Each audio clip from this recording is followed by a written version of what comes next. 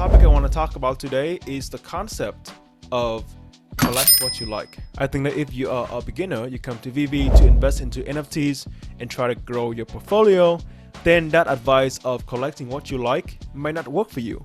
It might not help you to stay in VeVe for a long game. And here's why. And this video is condensed into these two sentences. What you buy is your decision.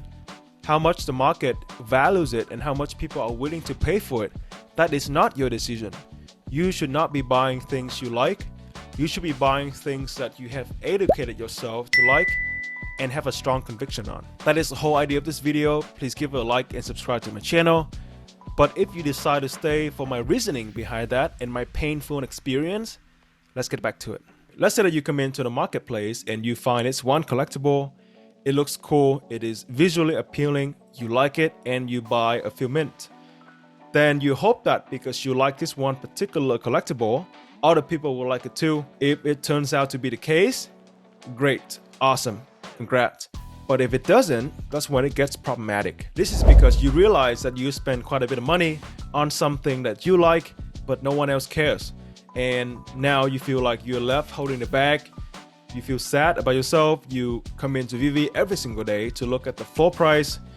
It doesn't go up. You go on Twitter to find tweets that support your decision. And then you realize that the folks who have spoken about it at one point stopped speaking about it. So that is bad feeling number one. The feeling of seeing the collectible you like, not getting the appreciation and the value that you think it deserves. And the feeling of simply being wrong. This is bad feeling number two, and it's worse because you realize that the amount of money that you pay for the collectible you like, you could have spent it on something else that end up performing a lot better. So there is this huge opportunity cost that you are emotionally paying because you didn't get the other thing. Let's say that you spend 500 gems on a collectible you like. 3 months later, it goes up to 550, 600. That's fair. But back then, there were other collectibles that if you were to do a much better research, you would have realized their true potential. And those collectibles, which were also 500 gems, now they're going for 1,500, 2,000, 3,000. You realize that you should have educated yourself better. You should have done a much better job at researching instead of just simply relying on your biased opinion. You could have had that other collectible, that better NFT, and now you could have sold it for 1,500 gems, where you can spend 600 gems on the collectible that you really like and have 900 gems as house money to play around with. So now you feel like you have lost the imaginary 900 gems that you have never had, and it hurts. Now you can say, Will, shut up, I buy what I like. Well, if you have great taste, if you have a lot of knowledge, a lot of money, or if you don't care about the appreciation and depreciation of these collectibles, fine, do whatever you like. But if you are new to VeVe, if you are new to collectibles, if you have a limited budget, like I was, do you think you can really ride the emotional roller coaster of not seeing the value of your collectibles go up, of not getting that validation from the market, of losing that imaginary profit that you've never had, of simply being wrong? The answer for me is no. I will probably quit. You don't have to listen to me. I have zero expertise to share, but I have made so many mistakes. It's been quite painful.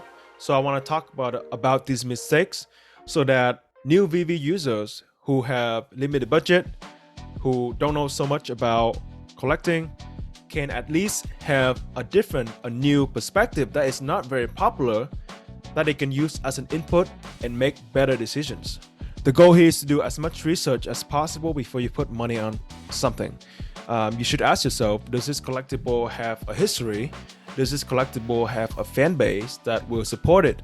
Does this collectible have a future? And by future, I mean that does the franchise or the brand behind this collectible, this NFT, have a plan to support it in the future? Maybe with a movie, a series. If the collectible that you like checks all the boxes, golden, perfect. You have a great pick. But if it doesn't, maybe you should look elsewhere, and then in the future, use that profit to buy the collectible that you really like. So what is my mistake? When the Golden Dragon Girl came out, I was in love at first sight. I thought it was visually stunning. I'm Asian, I love dragons. There's gold, there's dragon, about 2200 mint, so there's that level of scarcities. But most of all, when I look at it, it just looks visually stunning. I just love it. I didn't think too much about it. I told myself, hey, I have to get it. So I sold a Todd Batman for 1500. I added 800 gems to have a total of 2300 gems to get this nice mint Golden Dragon Girl, a collectible that I liked, that I didn't think too much about. I didn't do any research on Golden Dragon Girl. I bought it because I like it. A few months later, Golden Dragon Girl, the collectible that I paid $2,300 for, a huge amount of money for me, is now sitting at 1000 gems. And a Todd Batman that I sold for 1500 gems have gone up to 10, 12, 13,000 gems. Did I buy the collectible I like? Yes. Did I feel sad that it didn't go up in value for so long and that opportunity cost is so huge, because that same amount of money could have spent on something else that could have gone up 10x? Yes. Did I feel like I have lost the imaginary 10,000, 12,000 gems? Yes. Did I do any research and educate myself before getting the Golden Dragon Girl? No. That's where the problem is. Maybe in the future, the Golden Dragon Girl can appreciate and go up to value, whatever. But I made the wrong decision.